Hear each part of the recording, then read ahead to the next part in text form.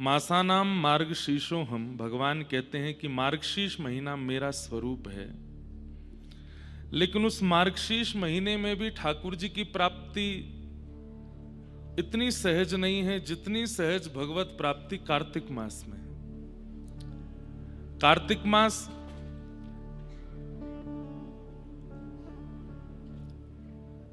जिसे दामोदर मास भी कहते हैं, मतलब एक प्रकार से जितने महीने हैं प्रत्येक महीने में आपको साधन करना पड़ेगा, आपको ठाकुर जी को रिझाना पड़ेगा, आपको ठाकुर जी को प्रसन्न करना पड़ेगा, तब ठाकुर जी रिझेंगे।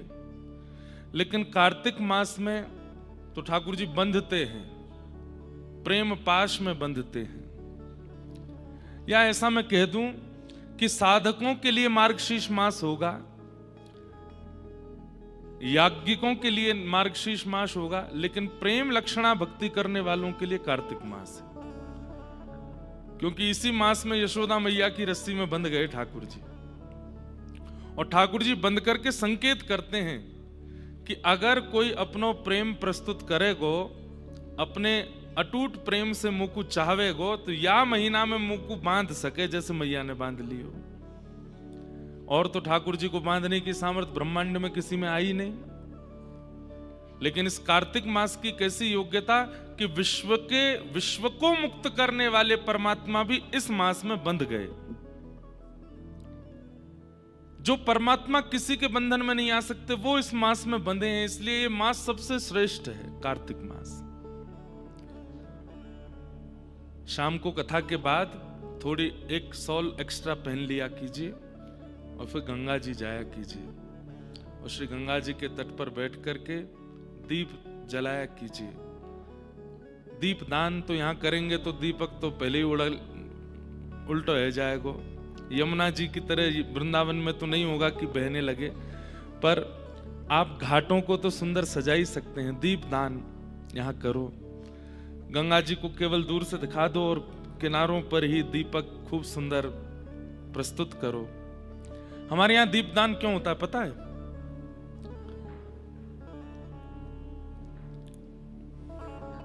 श्रावण मास आदि जब निकल करके जाते हैं तो इतनी वर्षा होती है कि वर्षा के कारण मतमैला हो जाता है यमुना जी का जल।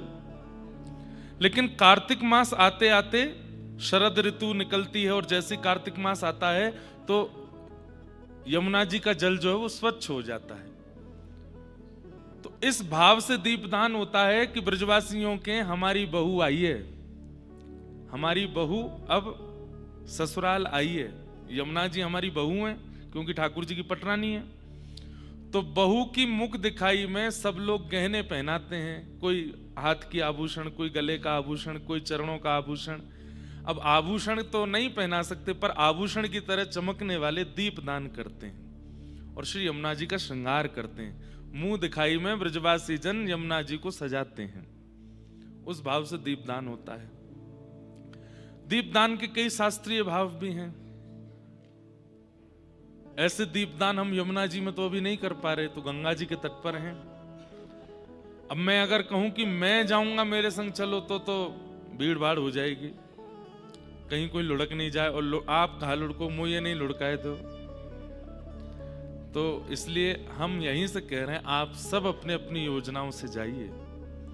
11, 21, 51, 108 जितना आपका मन हो, दीप दान कीजिए गंगा जी पर। और वो भी आज अहोई अष्टमी, आज अहोई अष्टमी है। आज के दिन माताएं व्रत करती हैं अपने पुत्र पुत्रादि के लिए। और हमारे श्री वृंदावन में, हमारे श्री व्रजमंडल में किशोरी जी का रस स्वरूप राधा कुंड आज के दिन प्रकट हुआ है। इसलिए आज राधा कुंड में खूब स्नान होता है। आज तिल रखने की जगह नहीं होगी, इतना अद्भुत आनंद हो रहा होगा राधा कुंड में।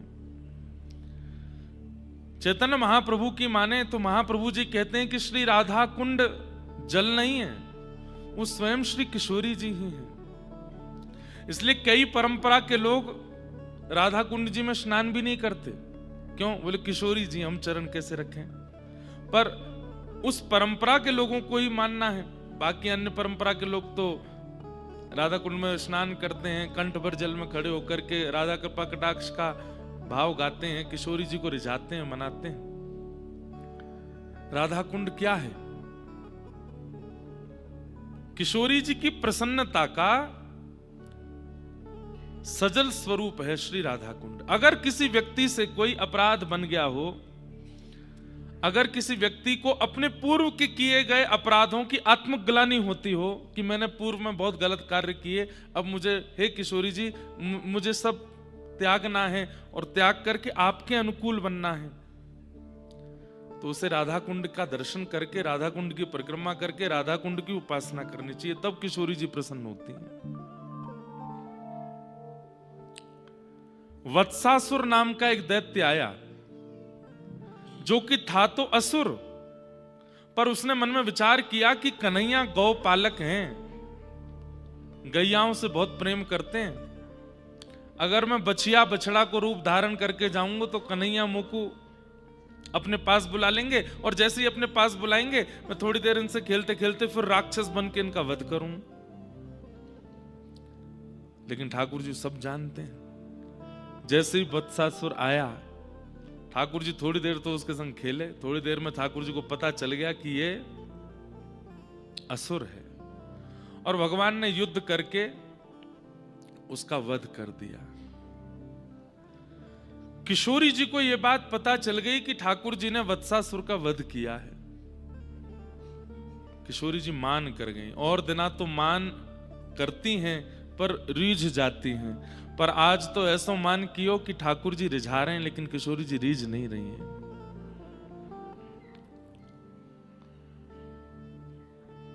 ठाकुर जी किशोरी जी के पास गए, चरणन में प्रणाम करें, हे श्यामाजू ऐसो कहा अपराध भयो, आप इतनी मान करके बैठी हैं मोते।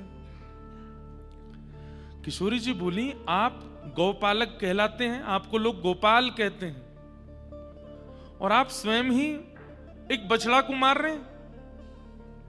ठाकुर जी बोले, अरे श्यामाजू, वो बछड़ा के रूप में राक्षस आयो, ऐसे तो रूप बना करके कोई भी आ जाएगा। अरे त्रेता में जो गलती भाई वो द्वापर में ना होएगी।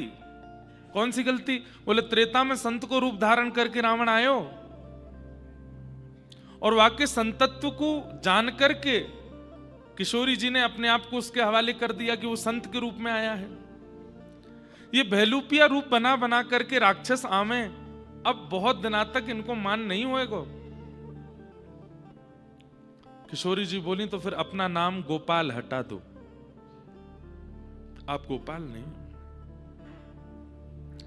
भले ही वो राक्षस रूप में था, भले ही वो दैत्य रूप में था, भले ही वो असुर स्वरूप में था, लेकिन था तो बछड़ा, आपने नहीं मारना था। ठाकुर जी बोले, अब मैं कहा करूं बताओ? बोले, अब आप अपने नंद भवन के आसपास ही क्रीड़ा करो, हमसे मिलने मत आना, अब हम आपके संग लीला नहीं करेंगे। ऐसा मान किशोरी जी ने किया। तब ठाकुर जी के चित्त में आयो कि मैं कहा करूं, मुझको बताओ आप। बोले, एक नवीन सरोवर का निर्माण करो, पूर्व के बने हुए सरोवरों में स्नान नहीं, नवीन सरोवर का निर्माण करो, उसमें स्नान करके अपने पाप का प्रायश्चित कीजिए, तब हम स्वीकार करेंगे। तब ठाकुर जी ने कृष्ण कुंड का निर्माण किया, श्याम कुंड आसपास ही है, श्याम कुंड राधा कुंड। श्याम कुंड प्रकट हुआ, ठाकुर जी ने स्नान कियो, वहां में प्रायश्चित कियो, संकल्प लेकर के सब बिल्कुल जो नियम बताए सब किए। किशोरी जी बाहर बैठी बैठी देख रही हैं, ठाकुर जी स्नान करके बाहर आए, हे श्यामाजू मैंने प्रायश्चित कर लियो। किशोरी जी बोली, नहीं मैं अब भी नाराज ही हूं। बोले, अब तो मैंने सब कर लियो जो आप चाह रही, अब काहे को नाराज हो? बोले, तुमने अपने हाथ से कुंड बनायो, मुझको या कुंड पे भी भरोसा नहीं है, मैं कुंड बनाऊंगी, वहां में स्नान करो।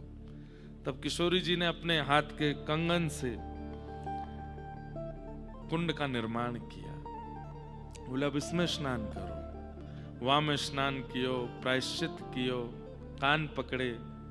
तब किशोरी जी ने ठाकुर जी को स्वीकार किया। ऐसे श्री राधा कुंड, ये तो एक प्रकट लीला है, आप सबको सुनाने तक की लीला है। अब प्रकट कितनी लीलाएं हैं राधा कुंड की। हमारे नित्य निकुंज विलास जहां पे ठाकुर जी की नित्य लीलाएं वर्णित हैं, वहां तो वर्णन है कि संध्या बेला में ठाकुर जी गैया चरा के नंद भवन जाते हैं, श्री जी सब सखीन के संग दही बेचन आदि सब लीला करके वापस बरसाना जाती हैं। दोनों को मिलन राधा कुंड पे हो गए। नित्य राधा कुंड जाते हैं ठाकुर जी और श्री जी, और वहां राधा कुंड पर बैठ कर ठाकुर जी राधा कुंड को इसलिए इतना मानते हैं कि किशोरी जी इतनी नाराज है गई, मोते मोते बात करनो तक बंद कर दियो, या राधा कुंड की कृपा से किशोरी जी ने मुंह को पुनः स्वीकार कियो, इसलिए ठाकुर जी को अति प्रिय है। और क्योंकि श्याम सुंदर को अति प्रिय है राधा कुंड, इसलिए किशोरी जी को भी अति प्रिय है। ठाकुर जी ने उसने अब तो लाल जी रोज नहाते हैं राधा कुंड में। बोले हे श्यामाजू, एक डुबकी लगावे तो मैं आपको इतना अच्छा लगूं, मैं तो रोज नहाऊंगा यहां में, ताकि मैं आपको रोज रोज अच्छा लगूं। इसलिए राधा कुंड आज के दिन प्रकट, उसकी अपनी अपनी विशेष महिमा है। संध्या काल में जब कभी भी आप अपने ठाकुर जी का स्तवन करो, तब राधा कुंड का, हमारे रघुनाथ दास गोस्वामी राधा कुंड पर रहे। वृंदावन से जितने भी रसिक जन जाते, स्वामी श्री हरदास जी महाराज, हितरवंश महाप्रभु, हरिराम व्यास जी, रूप सनातन गोस्वामी, सबने राधा कुंड पर बैठ करके यजन किया, सबने राधा कुंड पर बैठ करके ठाकुर जी का स्मरण किया। और कहीं ना कहीं सब आचार्यों ने माना है कि राधा कुंड की कृपा जब हुई, तभी हमें श्री प्रियालाल जी के नित्य विहार का अनुभव हुआ। ऐसे राधा कुंड का आज प्राकट्य दिवस है, उन्हें हम बारंबार प्रणाम करते हैं। राधा कुंड सरोवर नहीं है, राधा कुंड तालाब नहीं है, वो स्वयं सजल श्री किशोरी जी हैं, श्री लाडली जी। अभी तो बद्रीनाथ में वो नहावे की बात ही मत करो यहां तो पर हमारे साथ तो ठाकुर जी बहुत खेल रहे हैं, क्या बताएं। आज तो ऐसी ऐसी लीला करी रात में, क्योंकि हमको नीचे उतरते ही हमको समय नहीं मिलता, इतनी भीड़ और इतने सब कार्यक्रम रहते हैं, बिल्कुल समय नहीं मिलता। तो कई कार्य तो हम बद्रीनाथ में ही बैठे बैठे कर रहे हैं, अपने गायन के कार्य हो, अध्ययन के कार्य हो, लेखन पठन के कार्य हो, सब बद्रीनाथ में कर रहे हैं, यहाँ ज्यादा भीड़ नहीं। तो रात्रि में कुछ कार्य में व्यस्त थे, 1 बज गया, 3 बजे अभिषेक में जाना था ठाकुर जी के। 40 मिनट के लिए आंख बंद करी, खुली तो 3 बज गए। अब बाथरूम को मैं देखूं, नल मुझे देखें, बोले चला लो। मैं कहूं तुम बहुत ठंडे हो, कैसे चलाऊं नहीं नहीं प्रयास तो करो, मैं गर्म हूं गीजर चला है, चलाया, लेकिन धोखा दिया, ठंडा ही आया। अब मैं बहुत देर तक वहां पे, हम जहां रुके वहां स्लिप लगी है कि 2-3 मिनट प्रतीक्षा करने पर गर्म पानी आएगा प्रतीक्षा करी, नहीं आवे। यहाँ समय होता जा रहा है, स्नान ठाकुर जी के जलाभिषेक के लिए, पंचामृत अभिषेक मंगला दर्शन के लिए वहां पहुंचना है, लेकिन जल तो आ ही नहीं रहा गर्म। अब क्या करें, बाहर का तापमान देखूं फोन में तो -7। हमने कि आज गंगा मैया बस कृपा। मैं रोज गंगा जी के ऊपर से निकलता हूं ना, तो गंगा जी के ऊपर से देखता हूं, स्नान तो हम करेंगे नहीं, ऊपर से प्रणाम है। तो गंगा जी बोली कैसे नहीं करोगे, आज तेरे कमरा में ही आऊंगी मैं आज बिल्कुल शीतल जल महाराज सवेरे। अब मेरी स्थिति मैं ही जानता हूं, आज सारे देवता याद आ गए। अब आज एक बार के लिए तो बंद ही हो गई थी, स्नान कर लिया जैसे तैसे करके, और उसके बाद थोड़ी देर के लिए ऐसा लगा जैसे कि वैकुंठ का दर्शन हो गया हो। तैयार भये, दर्शन करने आए बद्रीविशाल भगवान के। सोए थे नहीं रात भर, यहां दर्शन किए, इतना सुख मिला, जितना ऐसा नहीं कहूंगा कष्ट हुआ, जितनी पीड़ा हुई, पीड़ा भी नहीं कहेंगे, ये कह देंगे जितना खेला गंगा जी ने हमारे साथ, वो सब जो थोड़ा बहुत अनुभव हुआ वो बद्री विशाल भगवान का दर्शन करके आनंद हो गया।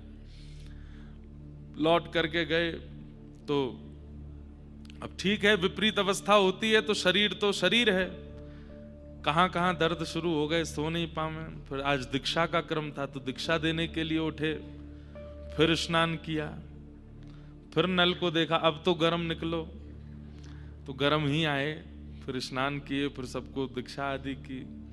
फिर उसके बाद लगा थोड़ा लेट लें। अब लेट हमारा नियम है, लेट अगर लिए उसके बाद लाल जी की सेवा में जाना है, कथा में आना है, तो फिर स्नान करके ही आएंगे। फिर से गए, फिर स्नान किया, फिर स्नान करके फिर कथा में आए। अब कथा में आने से पहले आज तो 3 बार स्नान किया मैंने बद्रीनाथ में।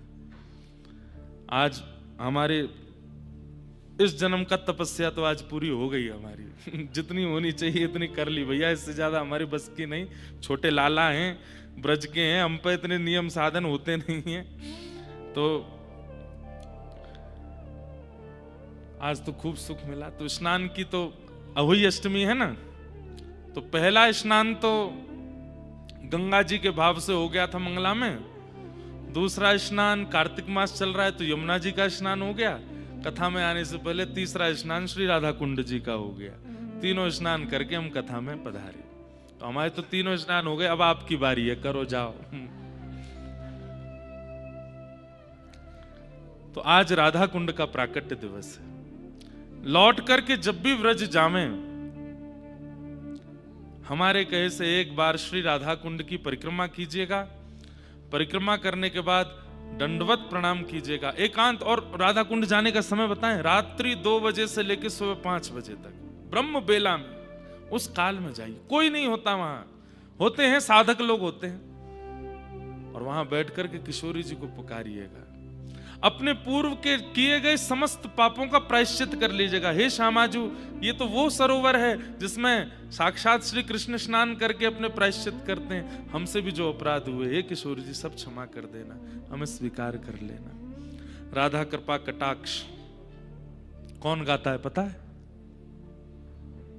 देवादिदेव महादेव श्री कैलाश निवासी श्री केदारेश्वर भगवान। सोचिए बंधुओं, किशोरी जी के तत्व को भी जाने नहीं है लोग, जिनके दर्शन करने के लिए बड़े बड़े योगी तपी जपी लाइन लगा करके खड़े रहते हैं। ऐसे देवादिदेव महादेव शंकर भगवान मुनिंद वृंद वंदिते त्रिलोक शोक हारिणी। ये किनके शब्द हैं? ये केदारेश्वर भगवान के शब्द हैं। महादेव गाते हैं, कदा करे शशि हमान कृपा कटाक्ष भाजन। अरे जिनकी दृष्टि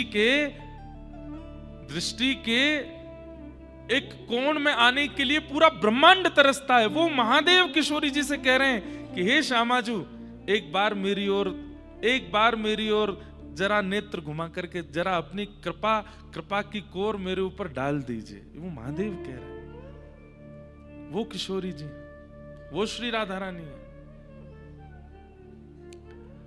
उन्हीं राधा रानी के रसस्वरूप